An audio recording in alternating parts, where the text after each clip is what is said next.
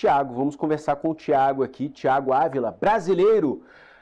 Estamos falando de Israel, vamos falar de uma outra situação aqui que tem a ver com Israel. Tiago Ávila, a gente vem acompanhando aqui nos últimos dias a situação dele. Tiago Ávila, com a bandeira do Brasil ali, e também a bandeira da Palestina ali ao fundo. Tiago Ávila, ativista, estava na embarcação que foi interceptada pelas forças de Israel. A gente mostrou a situação do Tiago aqui, mesmo a gente não tendo condições de falar com o Tiago, mas a irmã do Tiago falou com a gente, a esposa também, e a gente estava naquela torcida para que o Tiago pudesse retornar são e salvo ao Brasil. E agora a gente vai saber exatamente o que aconteceu e como foram esses dias que o Tiago passou ali sob domínio, né, das forças de Israel. Tiago, seja muito bem-vindo, boa tarde, obrigado por aceitar nosso convite para esse bate-papo aqui no Poder Expresso. Muito obrigado, Jesus, é um prazer estar com vocês. Obrigado pela cobertura de vocês e por ter acolhido minha família também nesses momentos difíceis. Tiago, explica pra gente o que era essa missão. Como é que surgiu, o que é essa missão, como você passou a fazer parte dessa missão e qual era o objetivo da tripulação que estava nessa embarcação interceptada por Israel? Importante, Jesus. A Flotila da Liberdade é uma organização que envolve ativistas de diversos países, que foi criada depois que Israel criou um cerco sobre Gaza há 18 anos atrás. A ideia era que com barcos que levassem ajuda humanitária, mas levassem também médicos, levassem trabalhadores da imprensa, se pudesse denunciar o que está acontecendo e fazer pressão para que Israel parasse o cerco sobre Gaza, que é uma violação do direito internacional. Essas missões, apenas as 5 primeiras chegaram, ainda em 2008, e todas as demais, né, ao longo desses 17 anos, foram interceptadas ou atacadas por Israel. Há 15 anos atrás assassinaram 10 dos nossos integrantes, e há um mês atrás somente eles bombardearam a nossa embarcação, o Barco da Consciência, em Malta, e por um milagre não morreu ninguém. Agora nós estávamos indo com o único barco que a gente tinha disponível, um pequeno barco para 12 pessoas, que levava alimentos, medicamentos, muletas, próteses para crianças que sofreram amputação, filtros de água, e a ideia de, ao levar e romper o cerco, a gente também abrir um corredor humanitário, porque a gente sabe que mesmo que a gente tivesse com um barco grande, seria apenas uma gota no oceano, Jesus, para as necessidades do povo palestino em Gaza, já há 1 ano e 9 meses de uma escalada de um genocídio de 8 décadas, infelizmente. Então a ideia de abrir o corredor humanitário era a nossa prioridade, para que com essa pequena embarcação levasse o que fosse possível nesse primeiro momento, mas para que aí sim grandes embarcações pudessem ir de uma forma sustentável, porque infelizmente Israel não permite, não só agora, mas há 18 anos, não permite que a ajuda humanitária chegue de forma sustentável lá. E aí a gente navegou por 8 dias, foi um processo de uma jornada extremamente bonita, a gente foi muito bem acolhido na Itália, na nossa partida, milhões de pessoas acompanhando com a gente todos os dias. A gente tinha uma parlamentar francesa, a Rima Hassan, a gente tinha uma ativista conhecida mundialmente como a Greta Thunberg, pessoas de 7 países diferentes, um processo muito bonito e envolvente, tentando sempre trazer o povo palestino em primeiro lugar, como o sujeito ali da nossa ação de solidariedade. E infelizmente, no dia 9, às 2 horas da manhã, Israel atacou essa embarcação com drones e depois com uma embarcação e tomou o controle dessa embarcação com os fuzis apontados para nós e nos deixou 20 horas sob o poder deles no nosso próprio barco e nos sequestrou. Levou para Israel, apesar do momento do ataque a gente está a mais de 100 milhas náuticas, ou seja, em águas internacionais, muito distante de território marítimo israelense, e a gente estava indo para Gaza, que é território marítimo palestino. Então é uma violação do direito internacional em vários aspectos, mesmo que a gente estivesse em outro território. Israel, pela Corte Internacional de Justiça, as decisões liminares, no caso aberto pela África do Sul, contra Israel pelo crime de genocídio, é proibido de atrapalhar a ajuda humanitária chegar em Gaza, e mesmo assim eles atacaram nossa missão, nos mantiveram lá depois por 4 dias de encarceramento. Eu fiquei 2 dias na solitária, estou com muitas marcas pelo corpo, e agora quando finalmente as pessoas já estavam voltando para casa, os 3 últimos voos foram interrompidos por Israel ter atacado o Irã, e aí levou ao fechamento do aeroporto. Então, estou muito preocupado, Jesus, porque ainda tem 3 ativistas lá nas masmorras que, sinceramente, ali é um lugar que falta muita dignidade para aquelas pessoas. E o pior é que tem mais de 10 mil palestinos presos também, em condições ainda piores do que a gente estava. Então, é uma missão muito bonita que chamou a atenção de todo mundo, porque as pessoas não aguentam mais ver crianças sendo mortas de fome, ver hospitais sendo bombardeados, escolas, abrigos. e a gente tentou fazer o nosso melhor. Infelizmente, a gente não conseguiu chegar dessa vez, vamos continuar tentando, e eu agradeço muito a toda a população brasileira que apoiou, porque eu sei que no coração de todo mundo vê aquelas imagens, sabe que aquilo está errado, e gostaria de fazer alguma coisa. Então, eu agradeço vocês também pela cobertura. Na Solitária, ou pelo menos qual foi a justificativa oficial, e conta o que você passou durante esse período em que você esteve na Solitária. Desde o dia que a gente foi sequestrado, eu não aceitei nada que eles me ofereceram, nenhuma água, nenhuma comida, e o raciocínio era bem simples. Se eles negam essas coisas às crianças em Gaza, como eu poderia aceitar? E se tem 10 mil presos políticos palestinos nas masmorras de Israel, passando por torturas e as maiores violações, como que eu ia poder aceitar a benevolência deles, que era sempre muito condicionada? Eles tinham câmeras apontadas para a gente para pegar as pessoas pegando as garrafas de água, essas coisas, né? Então, eu não queria fazer parte da ação de marketing deles para fingir que eles não tratam mal os palestinos. Então, eu recusei desde o início e depois passei a demandar que eles soltassem todos os nossos ativistas e que depois que soltasse todos os ativistas e eu tivesse sido liberado também, aí eu iria comer em casa, né? Quando eu tivesse uma comida que não fosse parte de um processo desse de limpeza étnica que Israel submete ao povo palestino. Eles trataram isso como um crime em si. E aí me levaram para a Solitária como processo disciplinar, dizendo que se eu não comesse e não bebesse água, eles iam me manter lá para sempre. Primeiro por 7 dias e depois disseram, olha, mesmo depois que termine os 7 dias, você não vai ter acesso depois, vai ser colocado em uma nova medida disciplinar se você não voltar a comer. E aí, sinceramente, eu não sabia de nada. Esse isolamento, essa prisão onde eu estava na Solitária já era um ambiente muito mais violento, muito mais violador em todos os aspectos, ratos, baratas, todo tipo de insetos. Insetos também existiam na outra, mas lá a violação era bem maior e a violência era bem maior também. E, bom, ainda tem muitas marcas pelo corpo. Eu estou indo ao Instituto Médico Legal daqui a poucos minutos, inclusive, para fazer os exames sobre todas as marcas que estão no meu corpo desse processo. Mas o pior de tudo isso foi passar por tudo isso e depois ainda saber que ainda tem 3 dos nossos ativistas lá que não foram libertados ainda, e saber que o povo palestino ainda segue sem um corredor humanitário, porque as crianças de Gaza parem de morrer de fome, Jesus. Essa é a maior preocupação. A história, sinceramente, essa missão nem deveria existir. Isso deveriam ser governos fazendo o que a gente estava fazendo. A gente estava fazendo no desespero, porque se os governos não fazem, alguém tem que fazer. E aí, por isso, a gente vai continuar tentando. O que causou essas marcas no seu corpo? Foram agressões físicas? As que estão no meu corpo nesse momento, principalmente sobre os insetos, as baratas, os ratos, as condições da prisão sem estrutura, principalmente na Solitária. Os processos de agressão física foram de menor intensidade comigo e eu sinceramente nem gostaria de ter isso como foco. O importante é que tem 10 mil presos palestinos que, esses sim, passam por todas as violações. Os relatos de tortura, de violência sexual, das piores coisas que eles têm feito, isso tem que ser levado para o mundo. Como aliado, a gente tem alguns privilégios. Apesar de que lá a gente tinha muitas violações, a gente não tinha acesso ao advogado, a gente não conseguia falar com o mundo, nunca deixaram a gente falar com as nossas famílias. Depois, em determinados momentos, nem advogado tinha acesso mais, mas ainda é pouco perto do que os palestinos passam, infelizmente. Então, sim, a gente está indo ao IML, de toda forma é uma violação. Eu estou preocupado com as 3 pessoas que ainda estão lá nesse momento. Tiago, como foi a partida quando você contou para sua esposa, para sua filha? A Lara é uma ativista também, né, a minha esposa. E a nossa filha nasceu no meio desse ambiente, desde sempre estando nos territórios indígenas, estando com todas as nossas ações sociais também. E essa é a nossa vida, foi assim que a gente se conheceu, inclusive. E a decisão que a gente tomou foi uma decisão de família, de que enquanto tiver crianças como a nossa filhinha, que tem 1 ano e 5 meses, passando pelas piores privações, Jesus, valia a pena esse esforço. A gente sabe que os riscos são imensos. Eu sou coordenador da Flotila da Liberdade, eu quem treino a nossa equipe para, em caso de uma interceptação, um ataque, a gente ter maior chance de preservar a vida das pessoas, a integridade física delas, a liberdade delas. E as pessoas responderam bem nesse momento do ataque.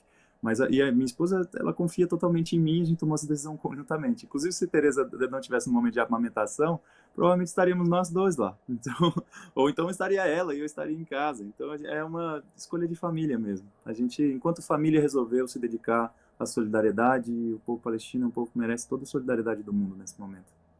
Quais são os ativistas que estão lá? O que você sabe sobre eles? A gente tem identidade, nacionalidade? Temos sim.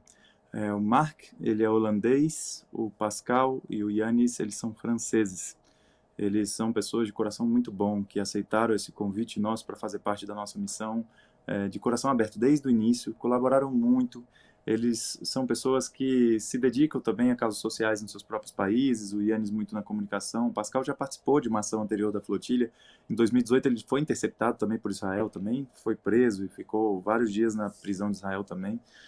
E Mark também já estava participando agora da terceira missão junto com a gente na flotilha. E é uma pessoa fantástica também, de coração bom. Quando eu fui levado para a Solitária, todos eles disseram que eu ia começar uma greve de fome em solidariedade, até que soubessem que eu estava bem, porque as ameaças eram muito grandes, né? Então, são pessoas de bom coração, Jesus. Ninguém merece passar por aquilo, sabe? E foi um azar essa situação, porque eu vi a passagem de cada um deles, todos eles tinham suas passagens, mas como Israel atacou o Irã, fechou o aeroporto, e eu, sinceramente, eu nem teria voltado se eu soubesse que eles não iam voltar para casa. O combinado era que eu seria o último a voltar, e eles me prometeram que o meu voo era o último a chegar no destino final, no Brasil. E por isso que eu entrei naquele voo. E agora, sinceramente, eu me arrependo. Eu devia ter ficado. Tiago, você sabe que a Greta Thunberg, você sabe melhor do que qualquer outra pessoa, porque a Greta Thunberg é uma ativista mundial, mundialmente conhecida, e você teve uma imersão ali, uma convivência muito próxima com ela, durante 8 dias, inclusive, ali dividindo o mesmo espaço. Como é ela, como é a Greta no dia a dia, como foi que você conheceu a Greta? Conta pra gente um pouquinho de como você embarcou nessa missão. Jesus, eu sou socioambientalista, então esse é o meu trabalho no Brasil. Também participo da regeneração de biomas, diversos projetos, e a Greta sempre foi uma referência, né? Uma jovem, extremamente jovem, mas ao mesmo tempo extremamente dedicada. E a gente se conheceu numa missão anterior da flotilha, que ela topou participar, só que a missão foi bombardeada antes dela poder entrar no barco. E ali eu pude conhecer uma ativista de extrema coragem. A Greta é uma jovem muito íntegra, que fala com o coração, que fala o que sente, que vive o que diz também, isso é muito importante. E ela tem uma coragem extrema, uma empatia extrema. Então, para mim foi uma honra fazer parte de mais uma missão com a Greta. Ela reagiu muito bem a todos os treinamentos que a gente fez. Ela teve um tempo de resposta muito bom. Se vocês veem os vídeos do ataque, os vídeos que eu publiquei na minha página, na página da Flotilha também, ela reagiu muito bem, ela foi muito disciplinada. A admiração que eu já tinha pela Greta era muito grande. Depois dessa missão, a admiração é máxima. Uma pessoa incrível que... É muito bonito quando a gente conhece uma pessoa e a gente vê que a cara pública dela ainda não é justo o suficiente com o quanto aquela pessoa é boa. Esse é o caso da Greta. O que você espera do governo brasileiro? Jesus, sinceramente, assim como foi para derrotar o apartheid na África do Sul, é importante que o mundo pare de ser cúmplice desse processo. E o governo brasileiro tem declarações importantes do presidente da República, mas a gente ainda é o quarto maior exportador de petróleo para Israel. Ainda tem contratos militares, acadêmicos, comerciais diversos. E isso precisa acabar. O que eu espero do governo brasileiro é o que está no coração de toda pessoa que vê aquelas cenas daquelas crianças destroçadas por bombas ou queimadas vivas ou morrendo de fome e sabe que aquilo é errado. E se aquilo é errado, não tem como a gente coadunar com isso. A gente precisa romper relações. É muito importante que o Brasil rompa relações com Israel. Não no sentido de penalizar ninguém, mas é dar uma chance à vida. Porque Israel está cometendo um genocídio nesse momento. E se a gente não parar essa máquina de genocídio, de guerra, não tem outra saída para o povo palestino. E o povo brasileiro é muito bom. Os palestinos amam o Brasil e amam o povo brasileiro. Eu tenho certeza que o povo brasileiro não quer estar envolvido em processo de violação de direitos humanos nenhum. Então é muito importante que a gente rompa relações, que o presidente Lula rompa relações. Eu sei que é uma decisão política de grande importância, de grande impacto também na política brasileira, mas é algo que tem que ser tentado. Os grandes da história não hesitaram em momentos como esse. Nelson Mandela não hesitou quando acabou o apartheid e falou: a nossa liberdade não será completa enquanto não for alcançada a liberdade do povo palestino. É importante que o presidente Lula também tenha uma postura de coragem nesse momento e rompa relações. Tiago, você falou que a ajuda em si, o que vocês estavam levando ali, seria uma gota no oceano. O que vocês pretendiam era passar uma mensagem e abrir, como você falou, o corredor humanitário. Vocês não conseguiram chegar, mas vocês tiveram uma grande visibilidade, em razão da interceptação, da prisão, a imprensa brasileira falando muito sobre... E você teve, inclusive, porta-vozes aqui, né? A sua própria esposa e a sua irmã, né? Falando em seu nome, em nome da causa que você defende. A gente pode dizer que a missão atingiu, de certa forma, pelo menos em parte, o objetivo? Em parte sim, Jesus, mas enquanto tiver crianças morrendo de fome em Gaza, essa missão não está completa. Então a gente não pode parar enquanto tiverem 3 dos nossos integrantes que foram lá com o coração aberto e ainda estão nas masmorras de Israel, a mobilização não pode parar. Então eu sei que para a maioria das pessoas que estão vendo aqueles horrores e querendo que o mundo ouça e faça algo, eu sei que essa missão realmente deu um salto de qualidade na solidariedade com o povo palestino no mundo inteiro. Mas no meu coração, sinceramente, eu sinto que a gente ainda não chegou lá e a gente precisa continuar e, na verdade, intensificar os esforços. Enquanto a gente não deter isso, a missão não está completa.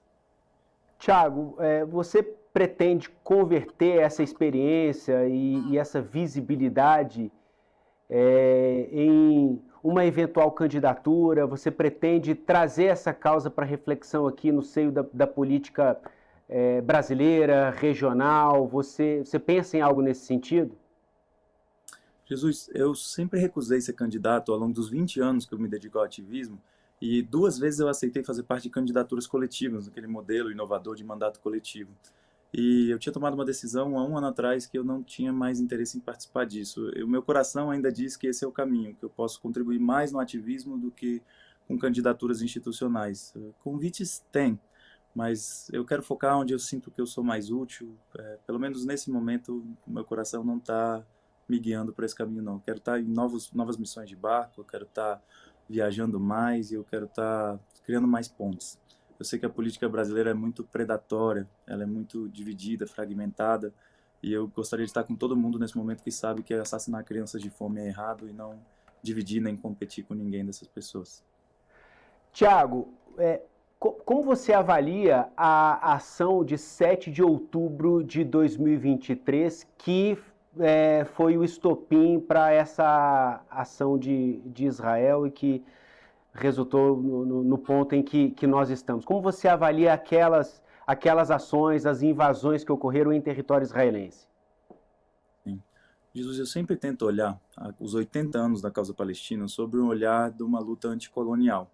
Assim como nós, quando vivemos um processo de colonização, vivemos o extermínio indígena também, no nosso povo originário daqui, vivemos a escravização do povo negro também, e os povos sob opressão, eles têm seus momentos de revolta, rebelião. Aqui a gente fala da cabanagem, da sabinada, da balaiada, do quilombo dos Palmares e tantas outras coisas.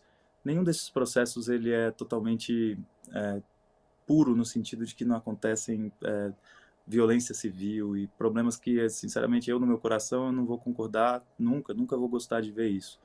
Agora, é importante que a gente não esqueça de onde parte a violência. Um povo que sofre genocídio e limpeza étnica há 8 décadas.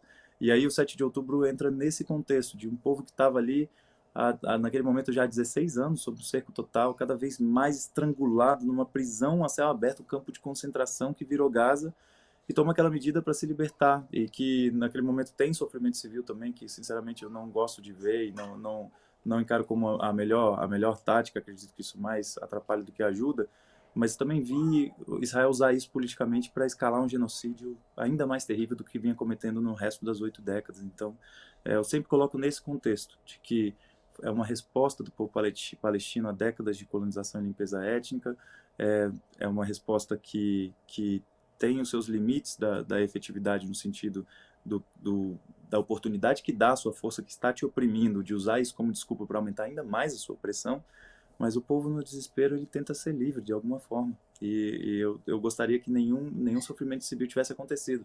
Mas depois das investigações da própria imprensa israelense mostram que Israel estava envolvido também em muitos processos das execuções de reféns, de soldados no protocolo Hannibal e tantas outras coisas, que infelizmente assim o contexto ainda é um contexto de violação, que aquele povo oprimido tenta se libertar da forma que tem ali, inclusive que a ONU, no seu artigo 51 da Carta da ONU, garante aos povos colonizados lutar, inclusive de forma armada, contra a libertação, pela sua libertação, mas que não é a tática da flotilha, por exemplo. Na flotilha a gente é uma ação não violenta, uma ação humanitária, que trabalha de forma a conscientizar as pessoas disso, e a gente não se relaciona com nenhuma organização da Palestina, organização, partido político, movimento ou grupo qualquer, justamente porque a gente não vai condenar nunca um povo que tenta ser livre, mas da nossa parte a nossa ação vai ser sempre não violenta para a gente não ser desqualificado por muita gente que é contra se quer levar comida para crianças com fome. Então a gente tenta separar. A gente não condena, mas a gente tenta separar.